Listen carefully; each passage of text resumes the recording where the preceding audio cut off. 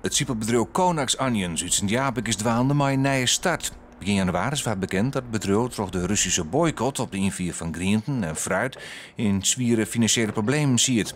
Daarop waren alle activiteiten van het bedrijf stilzetten.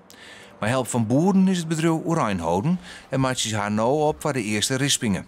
Er is een heel soort gebeurd, dan noemden ze het niet een zwiere tijd. Nou inderdaad, dat had ik een hele zwiere tijd best. Dan moesten we als bedrijf doorheen. Maar ja, als we zien wat er om ons heen gebeurd is, dan maar we toch constateren dat alles wat is nooit op je start komt, is dat het dus inspireert en absoluut net frustreert. Nou, dat jouwt een positief gevoel en daar kun je maar naar de tak op staan. Het Siepelbedrijf het zien van de tolverwerknemers behouden kennen voor het bedrijf. Het personeel is op tijd dat ze weer aan het werk kennen tussen de Siepels. Nou ja, dat blijft natuurlijk.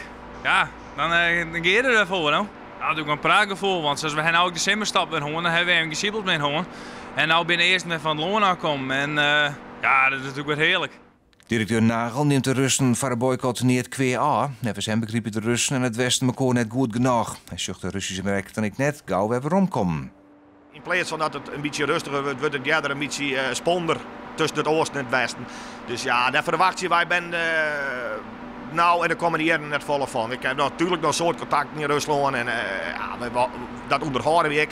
Maar concreet handel, nee, dat zullen we net gebeuren. Eind een week matten de eerste Siepels van Conax Onions verpakt en wol bij van de baanrally in Sint-Jabek.